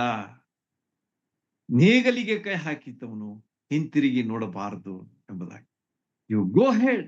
ಆ ನೇಗಿಲಿನ ಮೇಲೆ ಕೈ ಹಾಕು, ಆ ನೇಗಿಲನ್ನ ಹೊಡ್ಕೊಂಡು ಮುಂದೆ ಹೋಗು, ಆ ಹೊಲದಲ್ಲಿ ಕೆಲಸ ಮಾಡು, ನನ್ನ ಸೇವಕನಾಗಿ ಕೆಲಸ ಮಾಡು ಎಂಬುದಾಗಿ ಯೇಸು ಸ್ವಾಮಿ ಈ ಮಾತನ್ನ ನಮಗೆ ತಿಳಿಸಿದ್ದಾರೆ. ಈ ರೀತಿಯಾಗಿ ಹಿಂಜರಿದಂಥ ಈ ಜಾನ್ ಮಾರ್ಕ್ ಅವನು ಏನಾದ ಅಂತಂದ್ರೆ ಚೇತರಿಸಿಕೊಂಡ. he was vitalized by the guidance of Barnabas and the encouragement and the care of Peter. ಈ ರೀತಿಯಾಗಿ ಅವನು ಚೇತರಿಸಿಕೊಂಡು ಉತ್ತೇಜನ ಪಡ್ಕೊಂಡು ಈಗ ಪೌಲ್ ಮಗನು ಎನ್ನಿಸ್ಕೊಳ್ಳುವಂತಹ ಒಂದು ರೀತಿಯಲ್ಲಿ ಅವನು ಮೇಲೆ ಬಂದನು ಎಂಬುದಾಗಿ ನಮಗ ಕಂಡು ಬರ್ತದೆ. ಈ ರೀತಿಯಾಗಿ ಆತನು ಮುಂದೆ ಏನಾಯ್ತು ಅಂತಂದ್ರೆ, ಆತನು ಈ ಒಂದು ಸೇವೆಯಲ್ಲಿ later on if U C, ಅಲ್ಲಿ ಆತನು ತಿರುಗಿ ಪೌಲನ ಕಡೆಗೆ ಆತನು ಹೋದ ಅಂತ ಹೇಳಿ ನಮಗೆ ಕಂಡು ಬರ್ತದೆ. ಪೌಲನು ಸಹ ಅವನ ಬಗ್ಗೆ ಬಹಳಷ್ಟು ಒಳ್ಳೆಯ ಮಾತುಗಳನ್ನ ಹೇಳ್ತಾನೆ. ಆಮೇಲೆ ಮೊದಲಿಗೆ ಆತನು ಸಿಟ್ಕೊಂಡಿದ್ದ, ಯಾಕಂದ್ರೆ ಹಿಂದೆ ಹೋಗಿದ್ದ ಅಂತ ಹೇಳಿ. ಯಾಕಂದ್ರೆ ಅದಕ್ಕೆ ಕಾರಣನೂ ಇರ್ಬೋದಲ್ಲ. ಯಾಕಂದ್ರೆ ಒಂದು ವೇಳೆ ಅವನು ಹಿಂದೆ ಹೋದ ಅಂತ ಹೇಳಿ ಒಂದು ಬ್ಯಾಡ್ ಎಕ್ಸಾಂಪಲ್ ಆಗಿತ್ತು ಅವಾಗ. ಅದು ಬೇರೆಯವರು ಸಹ ಬಿಟ್ಟು ಹೋಗ್ಬೋದಾಗಿತ್ತು ಅವಾಗ. So from that point of view Paul ಸ್ವಲ್ಪ ಸೀರಿಯಸ್ ಆಗಿ ಹೇಳಿರ್ಕು ಅಂತ ಅನಿಸ್ತದ ನಮ್ಗೆ. ಆದ್ರೆ ಅವನು ಚೇತರಿಸಿಕೊಂಡು ಆತನು ತನ್ನನ್ನು ಸರಿಪಡಿಸಿಕೊಂಡು ಆತನು ದೇವರ ಸೇವೆಗೆ ಮನಪೂರ್ವಕವಾಗಿ ಸಿದ್ಧನಾದಾಗ, ಪೌಲನ್ ಏನ್ ಹೇಳ್ತಾನೆ ಅಂತಂದ್ರೆ ಅವನ ಬಗ್ಗೆ ಆತನೇನ್ ಹೇಳ್ತಾನೆ ಅಂದ್ರೆ ಬಹಳ ಸುಂದರವಾದಂತ ವಿಚಾರಗಳಿವೆ. ಇದನ್ನ ನೋಟ್ ಮಾಡ್ಕೊಡ್ರಿ, ಸಮಯ ಇಲ್ಲ. Timothy 4:11, 2 Timothy 4:11, ಫಿಲೆಮೋನ 1:24, ಫಿಲೆಮೋನ 1:24, ಕೊಲೊಸ್ಸೆ 4:10, ಕೊಲೊಸ್ಸೆ 4:10. ಅಲ್ಲಿ ಏನ್ ಹೇಳ್ತಾನಂತಂದ್ರೆ, ಈಸ್ ಅನ್ ಯೂಸ್ಫುಲ್ ಸರ್ವೆಂಟ್ ಅಂತ ಹೇಳ್ತಾನೆ. ಆತನೊಬ್ಬ ಉಪಯುಕ್ತ ಸೇವಕನು ಅಂತ ಹೇಳ್ತಾನೆ. ಈಗ ಪೌಲನು ಮೊದಲಿಗೆ ಕೋಪ ಬಂದಿತ್ತು ಅವನಿಗೆ, ಯಾಕಂದ್ರೆ ಬ್ಯಾಡ್ ಎಕ್ಸಾಂಪಲ್ ಕೊಟ್ಟಿದ್ದ ಅಂತೇಳಿ. ಆದ್ರೆ ಈಗ ಅವನು ಸುಧಾರಿಸಿಕೊಂಡ ಮೇಲೆ ಅವನ ಬಗ್ಗೆ ಏನ್ ಹೇಳ್ತಾನಂತಂದ್ರೆ, he is useful to me ಅಂತ ಹೇಳ್ತಾನೆ. ಆತ ನನಗೆ ಉಪಯುಕ್ತನಾಗಿದ್ದಾನೆ ಅಂತ ಹೇಳ್ತಾನೆ. ಅಂದ್ರೆ ಅವನ ಜೀವನ ಯಾವ ರೀತಿಯಾಗಿ ಮಾರ್ಪಾಟಾಗಿರಬಹುದು. ಯೇಸು ಸ್ವಾಮಿ ಅವನ ಜೀವನದಲ್ಲಿ ಪವಿತ್ರಾತ್ಮನ ಮೂಲಕವಾಗಿ ಎಷ್ಟು ಅದ್ಭುತವಾದಂತ ಕಾರ್ಯ ಮಾಡಿ ಆತನನ್ನ ಸಿದ್ಧಪಡಿಸಿ ಈ ಮಾರ್ಕನ ಸ್ವಾರ್ಥಿಯನ್ನು ಬರೆಯಲಿಕ್ಕೆ ಹಚ್ತಾನೆ. What a wonderful background we have here. ನಾವು ಪ್ರಾರಂಭವನ್ನು ನೋಡಿದೆವು. ಇಲ್ಲಿ ಒಂದು ಪತ್ರಿಕೆಯ ಪ್ರಾರಂಭ, ಯೇಸು ಸ್ವಾಮಿಯ ಒಂದು ಸೇವೆಯ ವೈಖರಿ ವೈಶಿಷ್ಟ್ಯ. ಆಮೇಲೆ ಈಗ ಜಾನ್ ಮಾರ್ಕ್ ಈ ಒಂದು ಸ್ವಾರ್ಥಿಯನ್ನು ಬರೆದಂತಹ ಜಾನ್ ಮಾರ್ಕನ ವಿಷಯವಾಗಿ ನಾವು ನೋಡಿದಾಗ ನಾವು ಎಷ್ಟು ನಮ್ಮ ಜೀವನದಲ್ಲಿ ಎಷ್ಟೊಂದು ಉತ್ತೇಜನ ಸಿಗ್ತದೆ. How much we are encouraged. ಈ ಆತ್ಮೀಯ ಒಂದು ಜೀವಿತದಲ್ಲಿ, ಆತ್ಮೀಯ ಒಂದು ಸೇವೆಯಲ್ಲಿ we should never discourage anybody on this earth. ಯಾರಿಗೂ ನಾವು ಎಂದಿಗೂ ನಾವು ಅವರಿಗೆ ನಿರುತ್ಸಾಹಗೊಳಿಸಬಾರದು. We should never discourage them, but always we should encourage them. We should pray for them.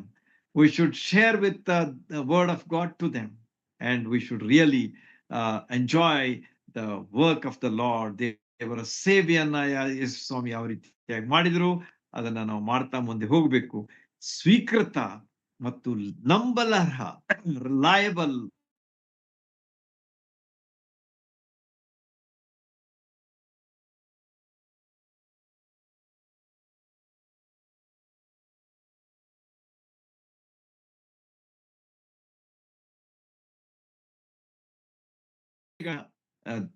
ಯೇಸು ಸ್ವಾಮಿ ದೇವರು ನಮಗೆ ತನ್ನ ಆತ್ಮನ ಮೂಲಕವಾಗಿ ತಿಳಿಸಿರುವಾಗ ನಾವು ನಿಜವಾಗಿಯೂ ಈ ಒಂದು ಪ್ರೋತ್ಸಾಹವನ್ನ ಪಡ್ಕೊಂಡು ನಮ್ಮ ಜೀವನದಲ್ಲಿ ಏರಿಳಿತಗಳು ಬರಬಹುದು, ಆದ್ರೆ ನಾವು ಹಿಂದೆ ಬೀಳಬಾರ್ದು.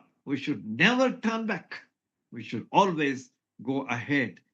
ನೇಗಿಲಿಗೆ ಕೈ ಹಾಕಿದವನು ಹಿಂದಿರುಗಿ ನೋಡಬಾರದು, ಮುಂದೆನೆ ಹೋಗ್ತಾ ಇರಬೇಕು. ದೇವರ ಮಹಿಮೆಗಾಗಿ, ದೇವರ ಗೌರವಕ್ಕಾಗಿ. ಹೀಗೆ ಮಾಡ್ಲಿಕ್ಕೆ ದೇವರು ನಮ್ಮೆಲ್ಲರಿಗೆ ಸಹಾಯ ಮಾಡ್ಲಿ. ದೇವರ ನಾಮಕ್ಕೆ ಸ್ತೋತ್ರವಾಗಲಿ.